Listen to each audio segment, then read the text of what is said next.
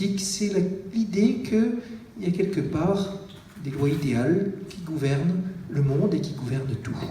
Et il se trouve que les Lumières sont suivies peu après la Révolution française, et là aussi, on n'en parle pas à l'école.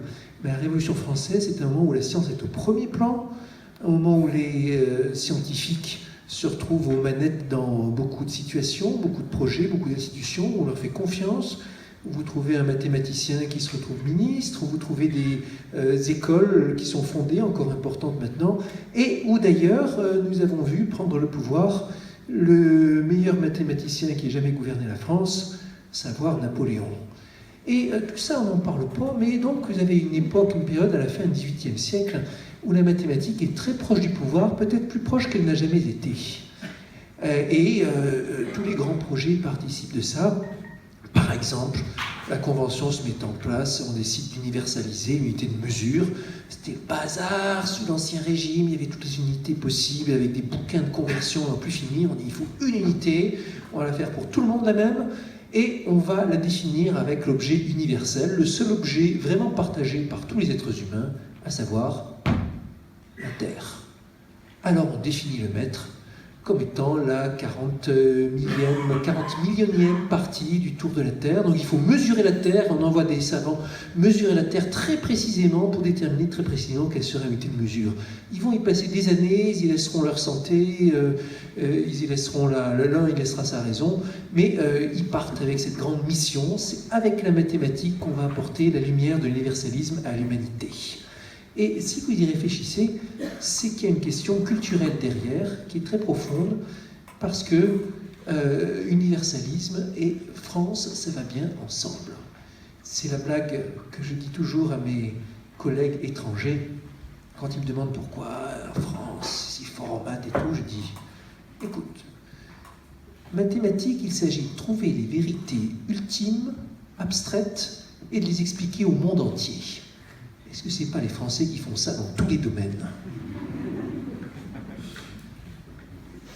Une autre question que j'aimerais te poser en prolégomène de ce moment délicieux avec toi, en fait, c'est la même question que te pose Carole Beffa dans le livre. Finalement, c'est une question que tout le monde doit se poser, plus ou moins, et qu'on te pose souvent. Ça fait quoi de ces journées un mathématicien? À savoir que moi-même, en tant que prospectiviste, on me la pose assez souvent, et pas seulement que dans les dîners de famille, que les bioimitateurs ont dit à toi pareil, que les holacrates pareil. Donc ça fait quoi un mathématicien de ces journées? Et c'est assez variable. Il n'y a pas d'emploi du temps prédéfini, mais un coup, ça va discuter avec le collègue, c'est un moment très important, on passe notre temps à discuter. Un coup, ça va aller boire son café, reboire son café, reboire son café.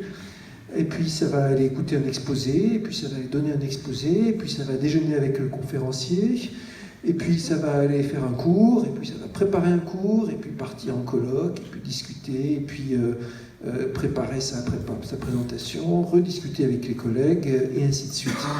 Et aucune journée type, mais beaucoup de situations basées sur des échanges. Échanges avec les collègues, échanges avec les élèves, échanges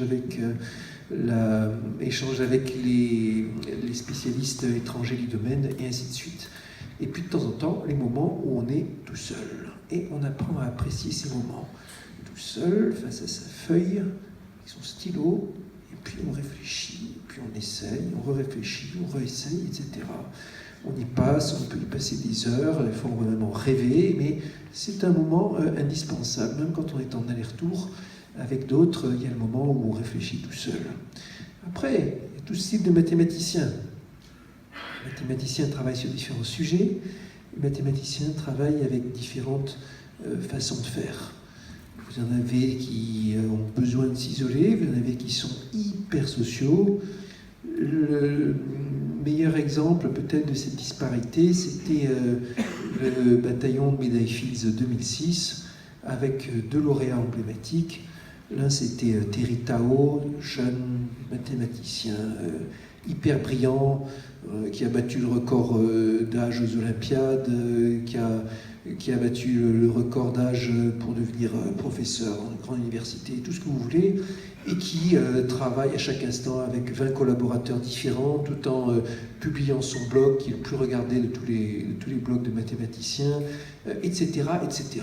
On lui envoie un article expertisé, vous le renvoie 2 jours plus tard, il a tout lu, expliqué, ici, ceci, cela. Bon, ça c'est le genre. Et puis de l'autre côté, même année, médaille Fields, vous aviez Grigory Perelman, russe, qui a coupé les contacts avec sa communauté pendant 7 ans pour se consacrer à la résolution de son grand œuvre, qui a fini par craquer la conjecture de Poincaré, plus célèbre problème de géométrie de l'époque, après un travail intérieur d'une intensité qu'on n'imagine pas. De styles extrêmement différents, et on n'aime pas dire qu'il y en a un qui soit plus méritoire que l'autre, on ne peut pas dire qu'il y a une façon moderne ou l'autre, on les accepte dans leur diversité de comportement. Alors, avec ce livre, Les coulisses de la création et le théorème du vivant, c'est vraiment un road movie dans ta tête et tu nous montres comment toi tu travailles finalement et tu écris beaucoup de choses. Tu écris beaucoup de choses sur du papier, avec un crayon, tu t'entoures de ça. D'ailleurs, quand tu pars de Princeton, c'est un grand traumatisme, tu ne peux pas amener tous tes brouillons. Je dois jeter tous les brouillons. Et voilà le genre de choses que tu écris.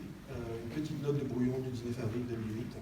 Donc c'était à la fois délicieux et à la fois, j'aurais pu avoir une note d'un égyptologue aussi, hein, à peu près de la même manière, essayant de me guider dans des orientations que je n'aurais su comprendre. Et ça, tu fais ça tous les jours, et à peu près tout le temps en fait. Dès que tu as un petit moment de cerveau disponible, tu griffonnes, si j'ai bien compris.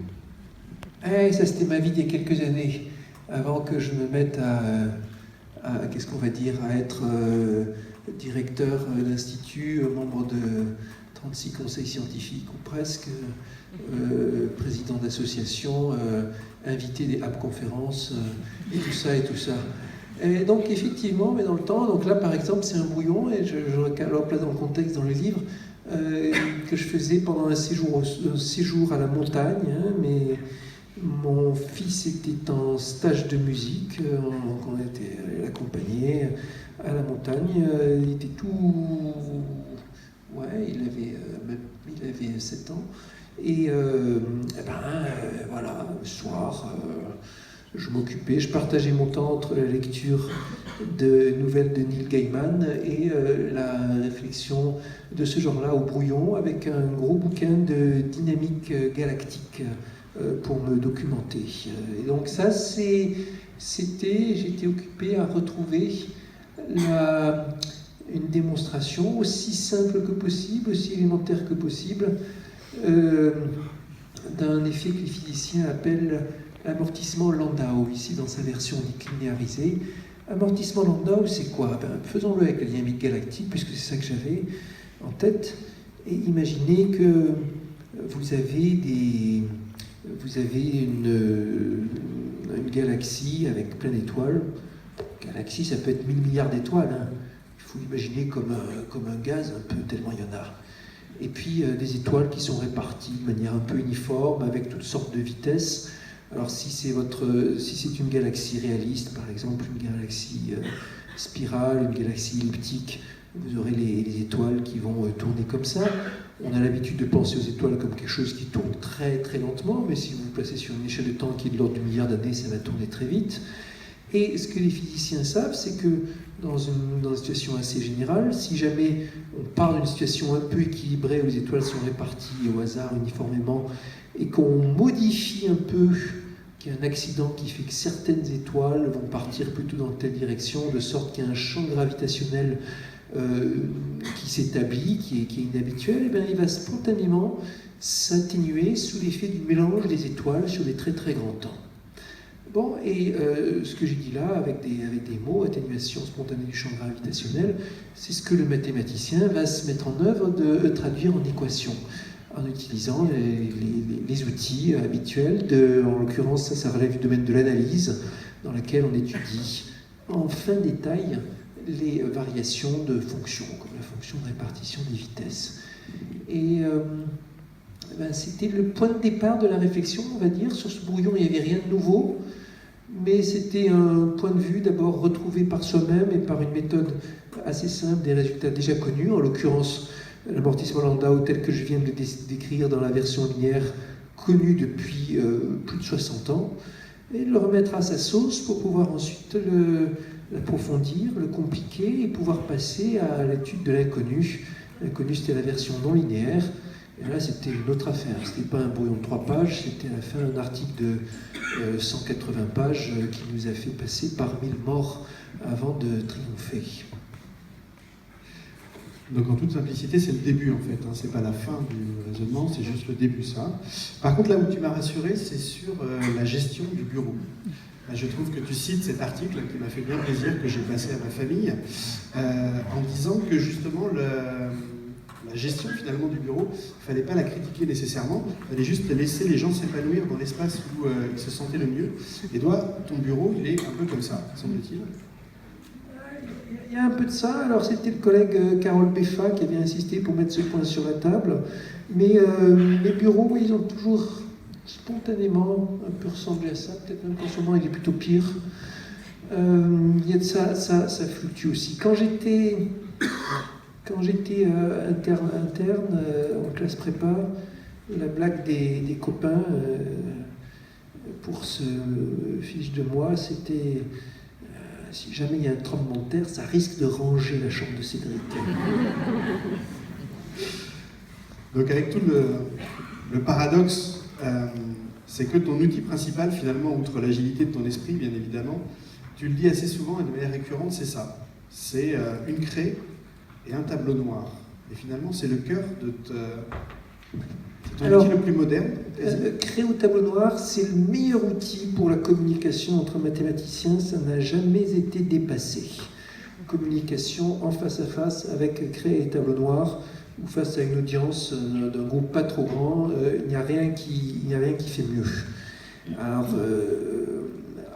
pour soi, ça dépend des fois, vous avez parfois besoin de noter sur ordinateur, parfois besoin de faire des petites expériences, mais le crayon, le stylo et la feuille, ça reste encore le mieux pour tracer librement, pour ne pas se soucier des questions de forme et des contraintes et tout ça.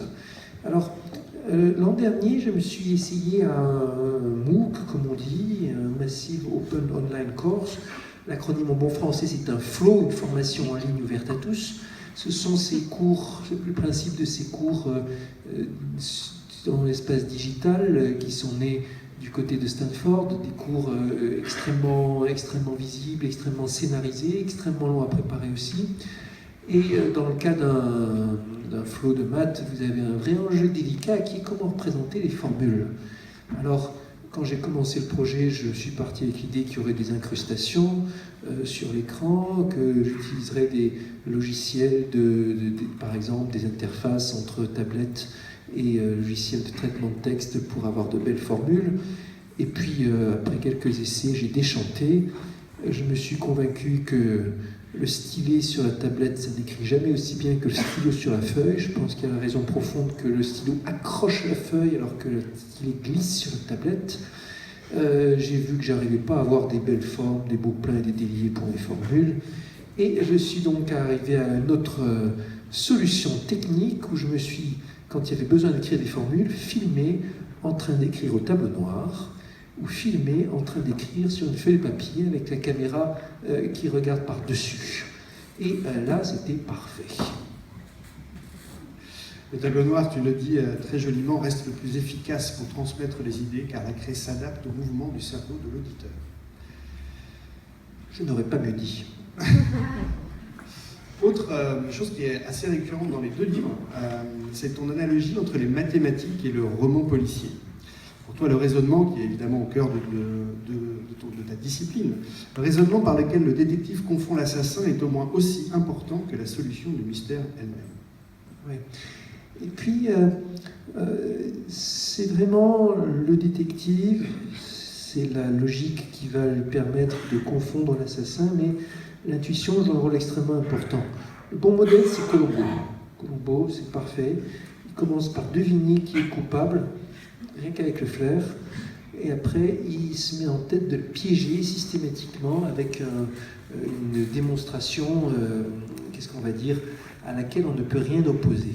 C'est exactement ça que fait le mathématicien. Il commence par deviner où est la réponse, qui est le coupable, qu'est-ce qu'on va faire et quelle stratégie, et après, il faut une consolidation systématique. Ça, c'est le style de Colombo.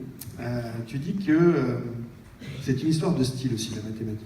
Ce sont toutes ces nuances et variations qui font un style, et donc le souffle créateur. Ma question, c'est est-ce qu'il y a un style français? Il y a des écoles russes, des écoles polonaises, il y a une école hongroise, c'est martien. Et donc les mathématiques sont-elles culturelles? La mathématique est en partie culturelle, oui. Et il est difficile de parler de style français parce que c'est très mélangé aussi, ça a subi l'influence de beaucoup de courants. La mathématique française se distingue quand même par, dans l'ensemble, un grand goût pour l'abstraction et la formalisation. C'est ça qui fait que les universités américaines aiment bien se moquer de l'éducation française, tout en embauchant autant qu'ils peuvent des jeunes ingénieurs français. Donc il y a ce goût pour l'abstraction qui sans doute n'est surpassé dans le monde entier que par le Japon. Et puis on va dire aussi qu'il y a une exigence de qualité qui est très forte. Un collègue iranien m'a dit qu'il avait fait des statistiques sur les recherches mathématiques de plein de pays quant à la qualité moyenne de l'article et le genre de dilemme, savoir si vous préférez publier un article dans une grande revue ou 4 dans des revues moyennes ou 100 dans des revues médiocres. Et il dit que quand on fait les moyennes, la France est le pays le plus vertueux en la matière, celui où les chercheurs sont les plus exigeants sur la qualité de leur article. Et alors c'est quoi tes nuances et variations qui font ton souffle créateur à toi? Waouh, si la question est posée comme ça, je suis embarrassé. Ah oui, mais c'est ça, c'est une question qu'il faut poser. On n'est pas sûr qu'il faille répondre. Parce que c'est comme... ça serait trop aller dans le décortiquage. C'est quoi le style, Villette? Qu'est-ce qu'on va dire? Toujours à la fois un style de vrai analyste, donc quelque chose quelqu'un qui va voir dans le fin détail et qui est à l'aise en manipulant les fonctions, en les triturant, et qui en même temps recherche des structures sous la forme de relations plutôt que d'institutions, disons. C'est aussi une attirance pour les problèmes qui sont simples à énoncer et qui se résolvent avec des outils simples combinés de manière astucieuse. Un goût pour les problèmes anciens, un goût pour les problèmes qui ont une interprétation physique ou un peu tangible. Physique et géométrie sont les domaines sur lesquels le plus j'ai travaillé dans des applications, pour ainsi dire. Et puis, je pense, le goût quasiment maladif pour les rédactions de grandes synthèses. Ça, c'est le truc. Dès que je fais un cours et j'ai envie d'écrire le livre qui va avec, dès que je trouve un nouveau sujet, j'ai envie de faire un truc. Là, tout à l'heure, j'étais en train dans un groupe de travail, de faire un compte-rendu de lecture sur l'histoire des Bell Labs, cette entreprise mythique de l'innovation américaine qui a changé le monde dans les années 50, 60, 70, en inventant les transistors, les téléphones mobiles, les télécommunications satellitaires, le langage Unix et tout ce que vous voulez. Et dès que j'ai lu, je lisais un bouquin écrit par un journaliste scientifique sur l'histoire de ces Bell Labs, et pendant l'été, je lisais ça, c'était cette fois pour agrémenter les temps morts de ma randonnée sur le GR20, n'est-ce pas, en famille. Et je lisais ça en me disant, il faut que j'écrive une synthèse de ce bouquin, il faut que je l'expose. Donc ça, c'est ma maladie personnelle. Dès que je vois un truc qui me plaît, il faut que je rédige la synthèse et que je la raconte. Et peut-être, c'est les gènes du fils de prof, je sais pas. Autre chose, les mathématiques sont faites de contraintes. D'ailleurs, toi, tu l'appelles de tes vœux. Tu dis qu'il n'y a pas de créativité sans contraintes. Ce n'est pas bon d'avoir tout son temps. Souvent, de bonnes contraintes aident à aboutir à de bons résultats. Donc, ma question, c'est comment on choisit les bonnes contraintes? Ah, ça c'est tout l'art, mon ami. Je pense, ça se fait que au fur et à mesure des projets par l'habitude. Le goût se forme, on se dit je vais utiliser ça et ça. Je vais imposé. Ah oui, oui, oui. On va faire tout le Où tableau. tu l'as pris, ça? C'est pas mal. C'est la plus belle équation du monde, m'a-t-on dit. Ah mais non, sauf qu'ils t'ont vendu celle-ci, c'est pas celle que les matheux appellent l'équation de Boltzmann. Certains l'appelleraient équation de Boltzmann, mais c'est une équation cinétique, mais c'est une équation qui... J'en étais sûr, au moment où je l'ai choisi. Ça m'a pris un quart d'heure à le choisir. Bon, elle est jolie. Hein. Alors ça, c'est un... Elle n'est pas complète. C'est un morceau... T'aimes bien Aurélie Cré? C'est un morceau de l'équation de Fokker-Planck cinétique dans les... Ah oui, oui, c'est juste l'opérateur, oui, c'est ça. Donc ça, c'est Et l'opérateur. ça, c'est bien ou pas? Oui, oui, oui, ça c'est bon. Ça, c'est bon. C'est bon. Ça me rassure. Parce que Ça c'était un peu mon intervient cadeau, dans les quoi. équations de transport, on va dire, le phénomène une particule qui va bouger, qui va se diffuser. On regarde les lois de ces particules dans une géométrie non euclidienne. Ici, vous avez les symboles gamma, alpha, bêta, gamma, les fameux symboles de Christoffel qui permettent de retracer, d'encoder la façon dont la géométrie dévie de l'euclidienne. C'est des symboles qui jouent un rôle majeur en géométrie non euclidienne, qui jouent un rôle majeur en relativité générale aussi. Par exemple, les gens qui bossent en ce moment sur les ondes gravitationnelles, les symboles de Christoffel, ils en voient tous les jours. Donc moi, je voulais juste te faire le plus beau cadeau du monde, puisque ça devait être la plus belle équation du monde, l'équation de Boltzmann. C'est celle que, dans le livre, moi j'aime bien qu'on parle de la plus belle équation du monde. La beauté, elle réside où dans l'équation de Boltzmann? Elle réside dans tout, elle réside dans ce qu'elle représente. Est-ce que ça a été une conquête de l'humanité, d'arriver à dégager dans le monde observé, qui est un bazar sans nom, quels sont les phénomènes auxquels on va s'intéresser, de leur donner un nom, puis de leur donner une équation, puis d'arriver à un degré de formalisme tel que les gens puissent se les échanger les unes les autres. Les équations, la façon qu'ont trouvé les humains pour travailler en collaboration les uns avec les autres sur des phénomènes qui reflètent la réalité du monde ambiant. Donc ça, il y a ça. Il y a le fait qu'elle puisse faire intervenir des phénomènes paradoxaux, des phénomènes étonnants. Alors dans l'équation de Boltzmann, qui est plus complète que ça, parce qu'ici il n'y a qu'un phénomène qui s'apparenterait à du transport, dans l'équation de Boltzmann il y a aussi des phénomènes de collision. Et dans l'équation de Boltzmann, cette chose incroyable que en examinant sous un angle statistique une physique microscopique réversible, c'est-à-dire dans laquelle il n'y a pas de distinction entre le passé et le futur, on arrive spontanément à des équations irréversibles, à des phénomènes irréversibles, c'est-à-dire dans lesquels il y a un passé, il y a un futur, il y a un vieillissement, il y a une flèche du temps. Et la fameuse croissance inéluctable de l'entropie, seconde loi de la thermodynamique, l'un des principes fondamentaux, non seulement sur lequel le monde est bâti, mais qui nous affecte nous. On vieillit, le temps pour nous s'écoule toujours de la même façon. Si je renverse l'eau par terre, ça sera impossible de passer de cette situation à haute entropie à une situation de nouveau à basse entropie où l'eau est tout entière dans le verre. Et tout ça, on le retrouve encodé dans une équation qui tient en une ligne. Il y a quelque chose d'inouï. Alors la contrainte, choisir sa contrainte est un art. En tout cas, le choix, il est en filigrane de ton travail. Et comment tu choisis alors que tu voudrais tout faire? Est-ce que tu as un détecteur à bonne ou mauvaise idée?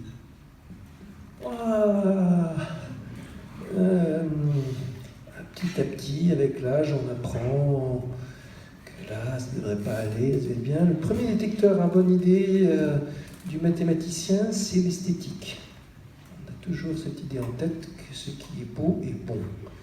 Et on recherche toujours dans l'attaque, dans la preuve, l'angle qui sonne bien, la direction qui, par l'élégance de sa construction, nous laisse penser qu'on est sur le bon chemin. C'est le premier critère.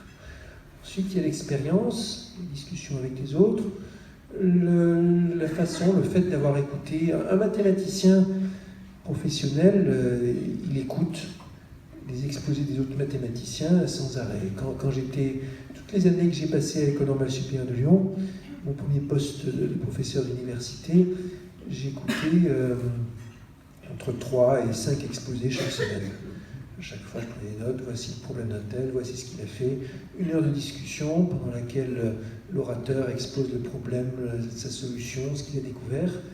Et sur ces centaines et centaines et centaines d'exposés, il y en a très peu qui m'ont servi directement, très très peu.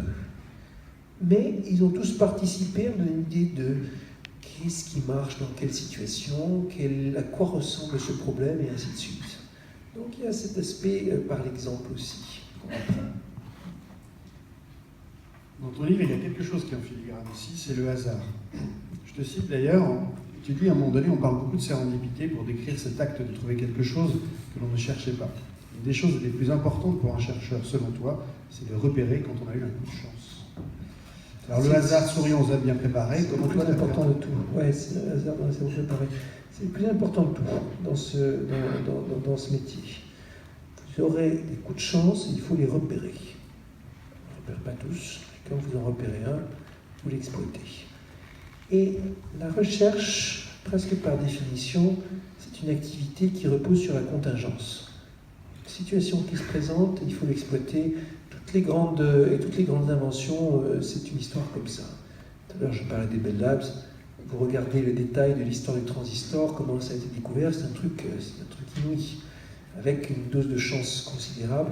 D'ailleurs, en utilisant un matériau, le germanium, dont personne ne savait à quoi il pouvait servir.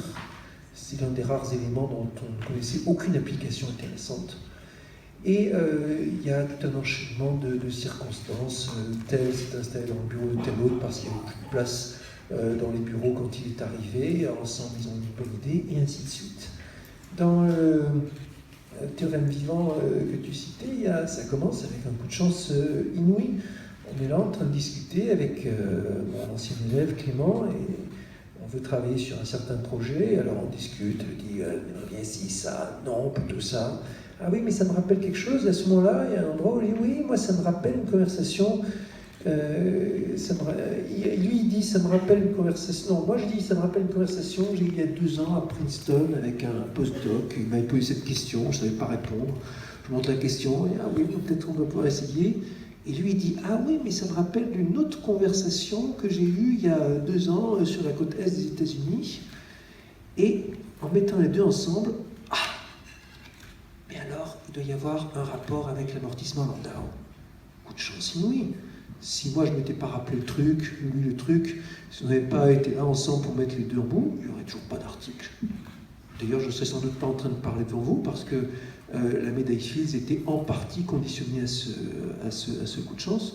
Et il y en a eu paquet après, il y en a eu paquet avant.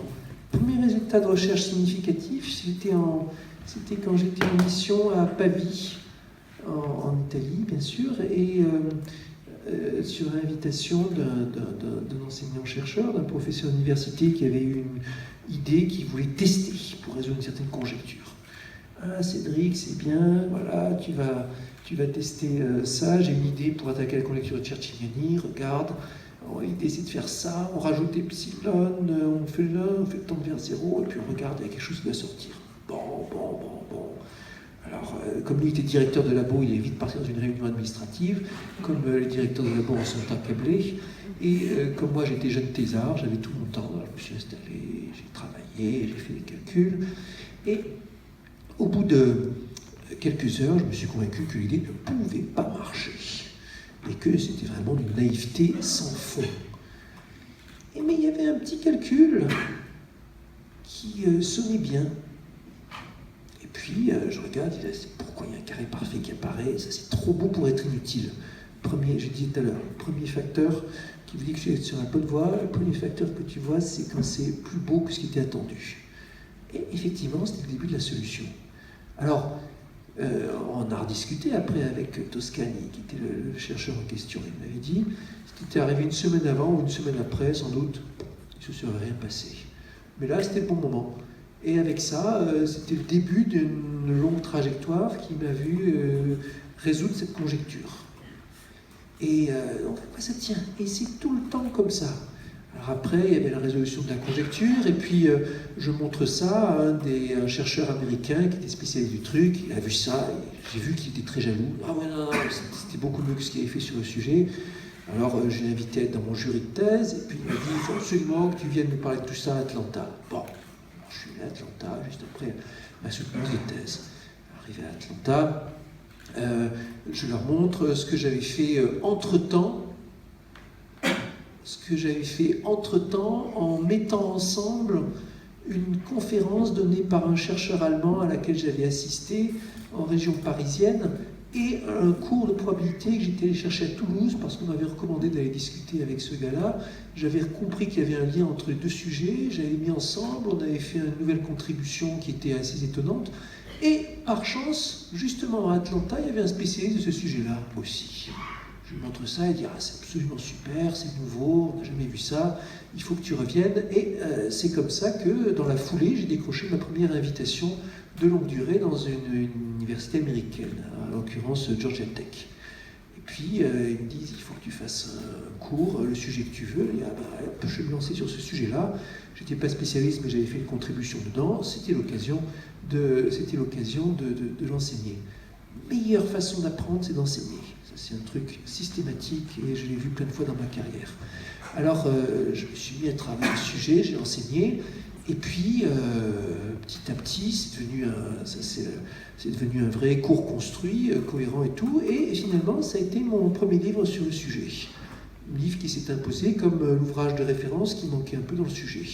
Voilà, et puis ça a continué comme ça. À chaque fois, c'est un truc qui entraîne un autre, une rencontre qui amène une avancée. Et quand il y a le bon alignement des astres, il faut être capable de le repérer. Ah, là, il y a quelque chose. Là, j'ai eu de la chance, et une occasion à saisir. Ce qu'on ressent aussi, c'est que pour toi, en tout cas pour ta corporation, les mathématiciens, le progrès est nécessairement positif. Pour toi, la science, c'est une activité où l'on agrège progressivement des éléments de savoir sans jamais faire table rase du passé, et dans laquelle le progrès de la connaissance est en soi un progrès. Ma question, c'est est-ce que toute nouveauté est un progrès ? Toute nouveauté n'est pas un progrès, mais dans la vie en général, toute nouveauté n'est pas un progrès. En science, toute nouveauté est un progrès. Il peut être tout petit, il peut être très grand, mais par définition, l'idéal scientifique, c'est celui dans lequel les conclusions sont validées, vérifiées, et dans lequel à chaque instant on est sûr de ce qu'on a fait dans le passé, et on agrège, on rajoute de la connaissance, on rajoute de la compréhension. L'idée de la table rase, en ce sens, est fausse, et le contre-exemple, l'exemple classique, on va dire, on a cette idée que, par exemple, Einstein vient renverser Newton. C'est pas vrai. Einstein vient compléter Newton. Einstein vient rajouter, donne une théorie qui permet d'aller dans des territoires qui étaient inaccessibles à Newton, et ainsi de suite. Bon, ça, c'est l'idéal. En pratique, plusieurs raisons qui font que le tableau n'est pas aussi beau. La première raison, c'est que les êtres humains se trompent, évidemment. Même en maths, des fois, les découvertes qu'on croit sûres, on trouve parfois 50 ans après, dans des cas exceptionnels, que c'est tout faux. Il y a des cas, des cas spectaculaires sur ces sujets-là. Et il faut bien avoir conscience qu'un article de maths, il y a toujours des bugs dedans. Dans le temps, c'est des petits bugs, sans conséquence. Très grande majorité du temps. Ça arrive qu'il y en ait des plus gros, qui demandent de réécriture, ça arrive qu'il y en ait des énormes, et ça arrive même au meilleur. Peut-être l'erreur la plus célèbre dans l'histoire mathématique, c'est une erreur commise par Henri Poincaré dans un article qui est devenu extrêmement célèbre, parce que l'article, une fois l'erreur réparée, allait être la fondation de la théorie moderne des systèmes dynamiques, mais l'article, quand il a été publié dans sa première version, était faux, radicalement faux. Et il y a eu tout un travail fait par l'éditeur et par Poincaré pour récupérer tous les exemplaires de cette revue fautif, tous les passer au pilon à grands frais. D'ailleurs, il y a toute une histoire parce que certains exemplaires originaux de cette version fautive, on ne savait plus où ils étaient. Il y a quelques années, on a découvert qu'ils étaient à l'université de Lund. Personne ne sait vraiment pourquoi ils ont atterri là. Et donc, il y a ces exemples de choses qui sont vraiment fausses. Deuxième chose, par rapport au progrès scientifique, il y a des modes. C'est normal, dans un domaine dans lequel les notions d'esthétique et d'école sont très importantes, il y a des modes. Et des fois, un truc qui paraissait important passe de mode et on l'oublie simplement. encore dans les livres, dans les ouvrages, mais on oublie qu'il est là. Et ça arrive même qu'un théorème considéré comme extrêmement important il y a 100 ans soit inconnu du mathématicien moderne aujourd'hui. Dans un contexte où forcément la part qu'on connaît chacun de nous est de plus en plus réduite parce que la discipline augmente exponentiellement, mais nos capacités non. Et puis, il y a encore dans cette équation sur est-ce que toute nouveauté est un progrès, le fait en mathématiques que des fois on change de référentiel, on change de système d'axiomes. Des fois on veut établir les choses avec une rigueur plus importante, des fois on devient moins exigeant, au cours des siècles on voit comme ça des fluctuations, et des fois on décide par exemple, d'ajouter des contraintes, collectivement. Par exemple, dans le temps, personne ne voyait de péché à utiliser ce qu'on appelle l'axiome du choix, une règle mathématique qui vous dit que vous avez le droit de choisir des éléments comme bon vous semble dans une collection d'ensemble, même si cette collection est monstrueusement grande. Maintenant, on aime bien ne plus utiliser cet axiome, parce qu'on veut plus d'économie, parce qu'on veut des théorèmes qui soient plus adaptés à une ère informatique, ou parce qu'on trouve simplement qu'il n'est pas élégant. Et donc il y a certains théorèmes qui étaient démontrés, mais avec certaines règles, qui sont plus vraies parce qu'on a changé de règle, qu'il faut redémontrer. Donc il y a ces nuances-là.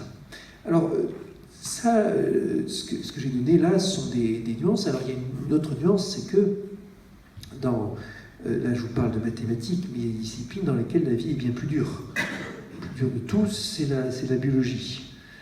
Parce que vous travaillez sur des individus qui sont tous uniques, en un certain sens, parce que vous devez combiner toutes les disciplines à la fois, c'est de la chimie, mais c'est de la biologie, parfois c'est de la physique, plus mathématiques, puisqu'il y a les statistiques qui s'invitent partout maintenant.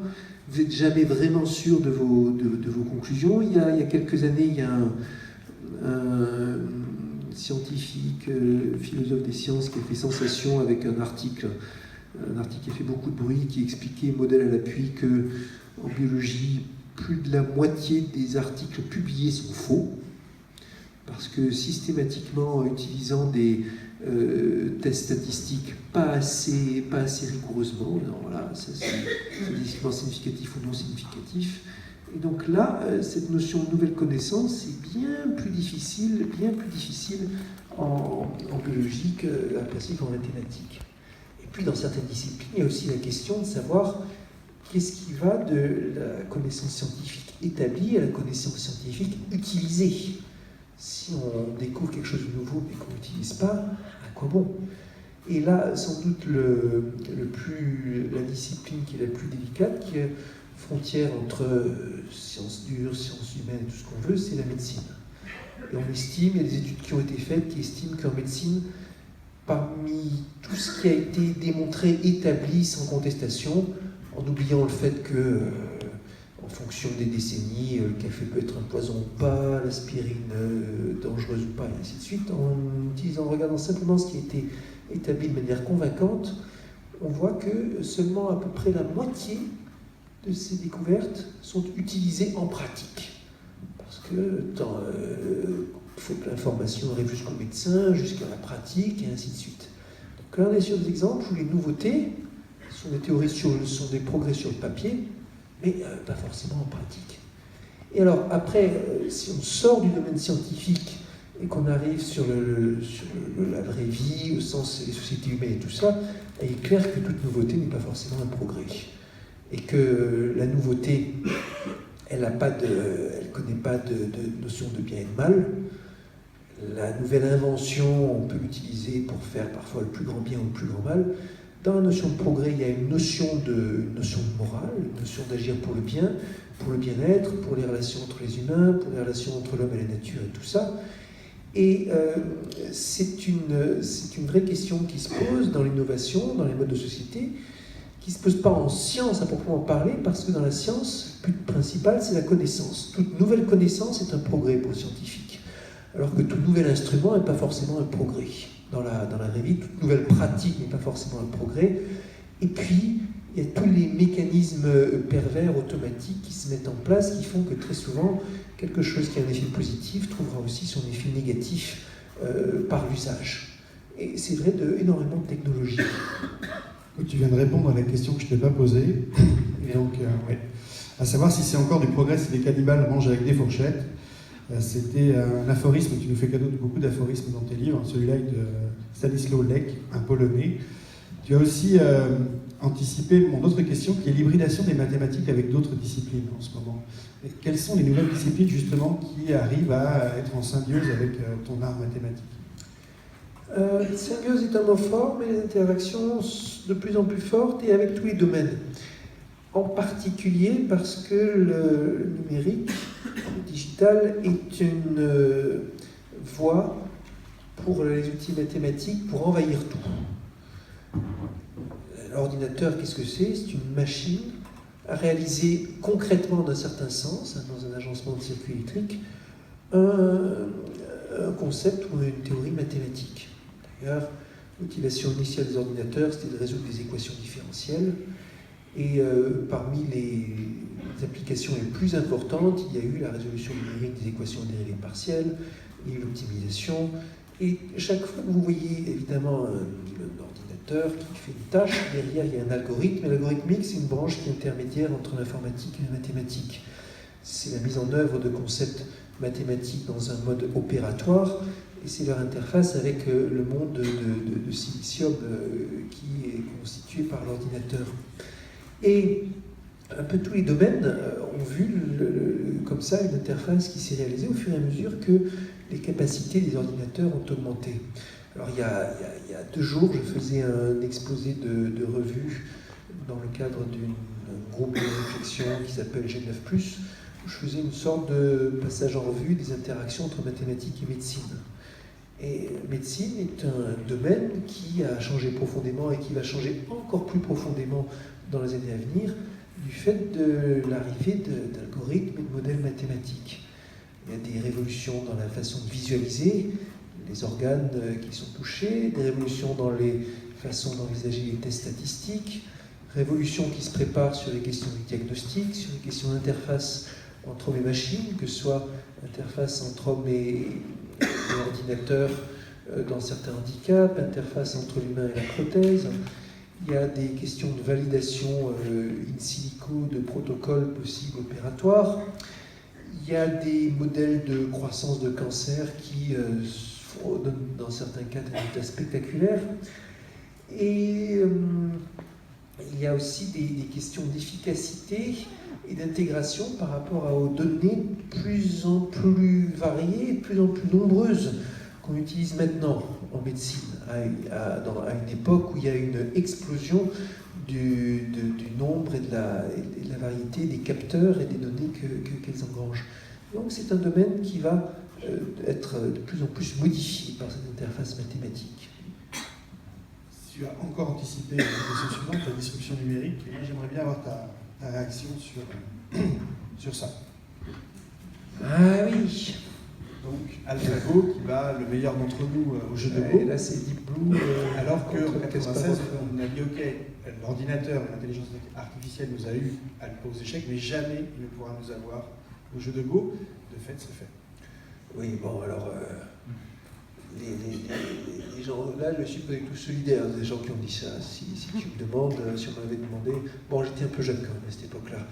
Mais je pense les informaticiens objectifs et raisonnables auraient dit « Bon, le Go, ça prendra plus de temps, mais on y arrivera. » Et c'est ça qui s'est passé.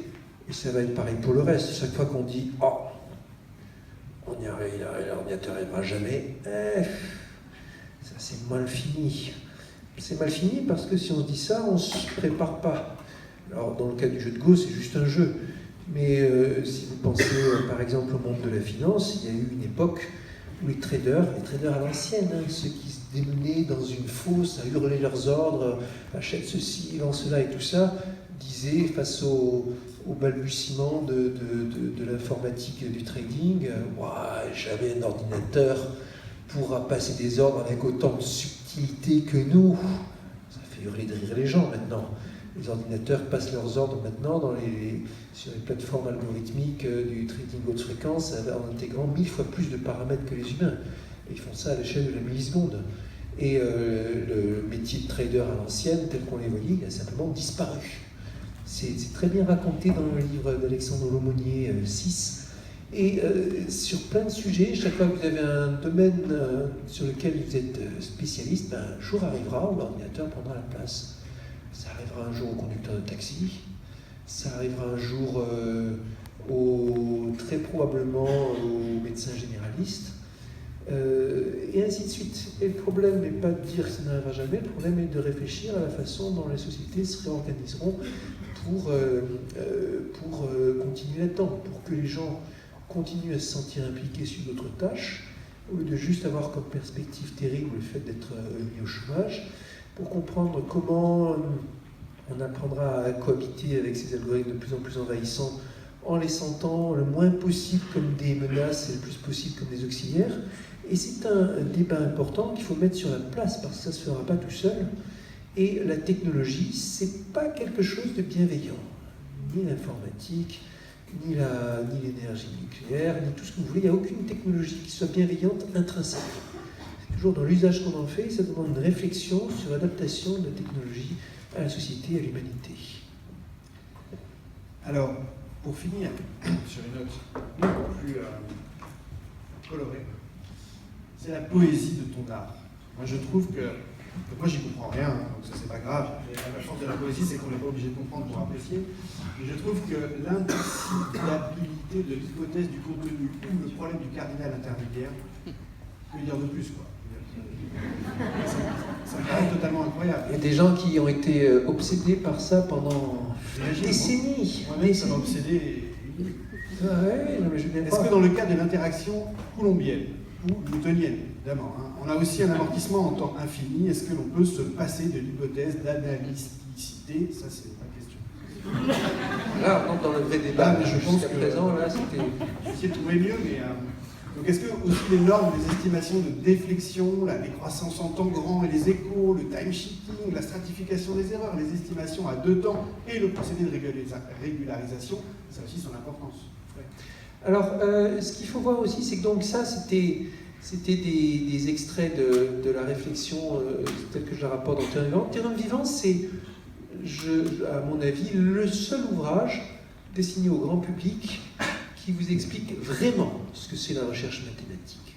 Vraiment ce qu'on fait, vraiment ce qu'on cherche, en vous plongeant dans le bain, en vous montrant les équations, en vous demandant de rien comprendre, mais de tout sentir.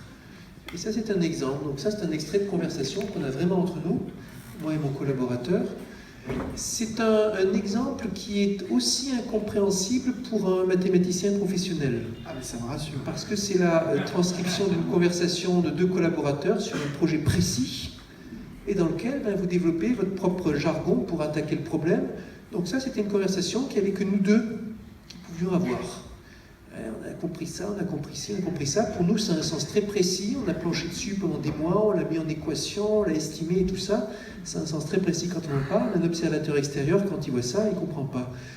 Maintenant, un observateur extérieur, mais qui lirait notre article, comprendrait de quoi il est question. Mais dans Terrain Vivant, le parti pris, c'est de tout montrer, de demander aucune connaissance, mais de faire sentir. Et d'ailleurs, il y a ce paradoxe que les mathématiciens ont plutôt plus de mal à le lire que les non-mathématiciens, parce que le mathématicien a le réflexe d'essayer de comprendre au fur et à mesure, tandis que celui qui n'y comprend vraiment rien se dit, bon, allons-y, c'est pour faire joli, c'est de la poésie. Exactement. Mais oui, c'est bien ça. Et je l'ai lu en une nuit, donc ça m'a fait voilà. Vraiment, je suis jusqu'à très tard. Et quand il dit qu'il parle avec Clément assez facilement, bon, je pense ça, je pense ci. Quand il parle avec Clément, ça fait ça. C'est pas si choquant quand tu y penses, les collisions produisent des bornes inférieures. Le transport dans un domaine confinant aussi, ça va dans le bon sens. Les deux effets devraient se renforcer, à moins d'avoir vraiment pas de chance. Dans le temps, Bert avait essayé, il avait planté. Bon, il y a un paquet qui ont essayé sans succès, mais ça reste plausible quand même. T'es sûr que le transport va rendre positif sans régularité? Pourtant, sans collision, tu transportes quand même la valeur de la densité, ça ne devient pas plus positif.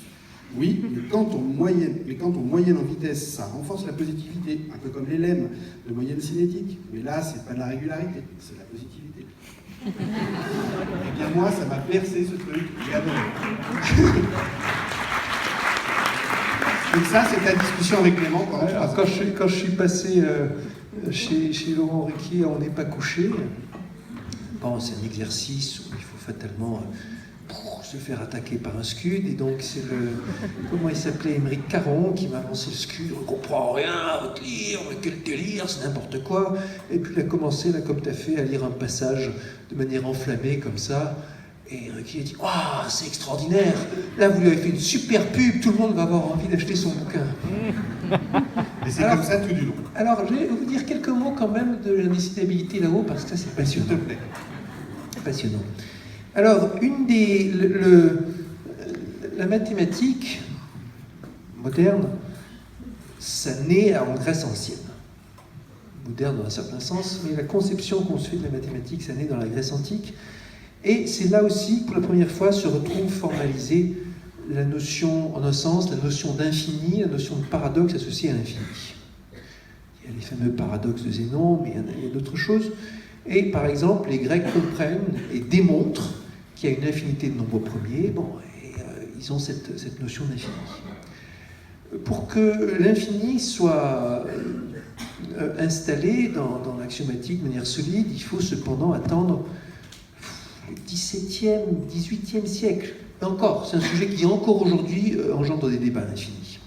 2 sujets en mathématiques qui engendrent le plus de débats, qui sont très délicats, c'est l'infini et le hasard.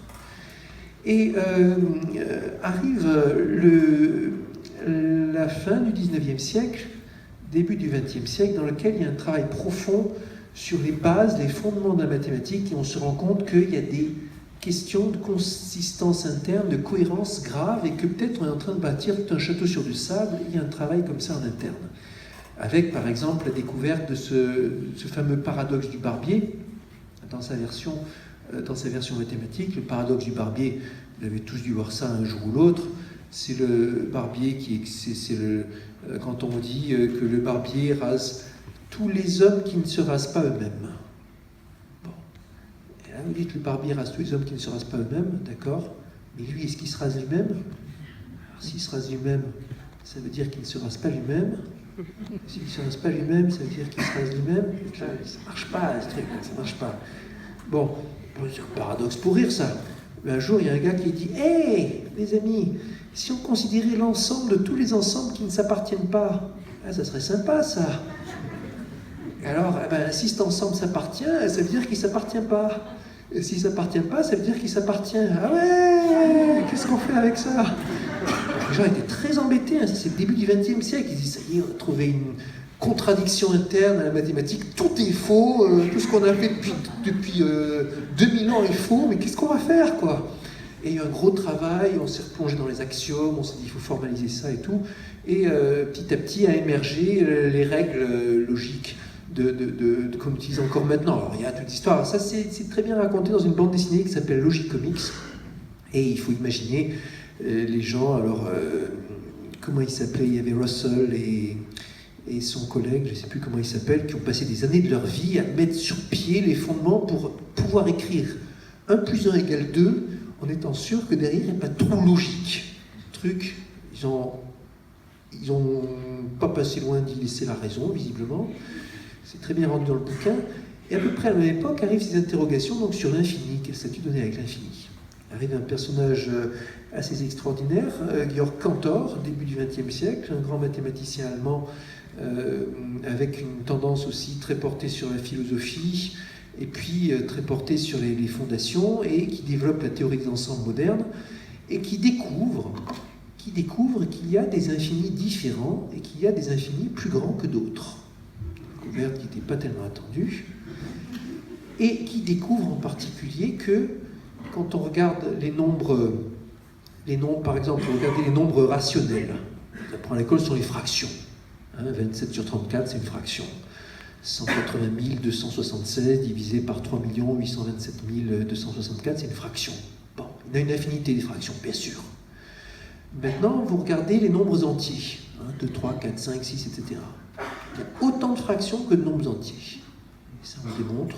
On se dirait, les nombres entiers sont inclus dans les fractions, il y a beaucoup plus de fractions que d'entiers, peut-être. En fait, il y en a autant. Bon, on dit, ok, après tout, c'est l'infini. Mais après, on regarde les nombres réels. Les nombres réels, c'est les nombres avec une infinité décimale, les nombres qu'on peut approcher, comme on apprend à l'école. Par exemple, racine carrée de 2, c'est un nombre réel. Et là, on démontre qu'il y a beaucoup plus de nombres réels que de nombres entiers. Beaucoup plus de nombres réels que de nombres fractionnaires. Donc, ce sont des infinis différents. Et puis là, vous dites, est-ce qu'il n'y a que deux infinis? Non, il y a une infinité d'infinis. Et ça continue comme ça. Et puis là, vous dites, bon, alors, ça devient vertigineux, c'est toute la théorie des cardinaux et des ordinaux de Cantor. Se pose alors la question, quelle est la variété d'infinis disponibles? Plus petit infini, allez, c'est l'infini des nombres entiers, de 3, 4, 5, etc. Puis l'infini des nombres réels, qui est bien plus grand. Est-ce qu'entre les deux, il y a un infini qui serait strictement plus grand que celui des entiers et strictement plus petit que celui des réels? C'est ça le problème du cardinal intermédiaire. Est-ce qu'il y a un infini qui est plus grand que l'infini des entiers et plus petit que l'infini des réels? Bon. Et les gens, ils ont planché là-dessus. C'était le problème le plus célèbre de la logique pendant longtemps. Et les gens ont réfléchi. Un jour est arrivé un génie, il s'appelait Paul Cohen, c'était dans les années 60. Et il était analyste, il s'est mis à ce problème de logique, et il a expliqué au monde mathématique médusé que ce problème était indécidable. Autrement dit, même si c'est vrai, il est impossible de le démontrer. Et il a démontré que c'était impossible de le démontrer. Vous imaginez le truc? Il a démontré que c'était impossible de le démontrer. Bon. Et donc ça, c'est fascinant aussi dans l'histoire dans l'histoire des idées. Et c'était la première fois qu'on voyait vraiment s'incarner ce concept célèbre qui avait été mis en avant par notre génie, l'Autrichien Kurt Gödel, sur lequel, quelle que soit la théorie mathématique qu'on construit, il y a toujours des choses qui sont non démontrables. Et on pouvait se dire, c'est très théorique. Et là, ça s'était incarné, disons, dans un problème qui passionnait vraiment les gens.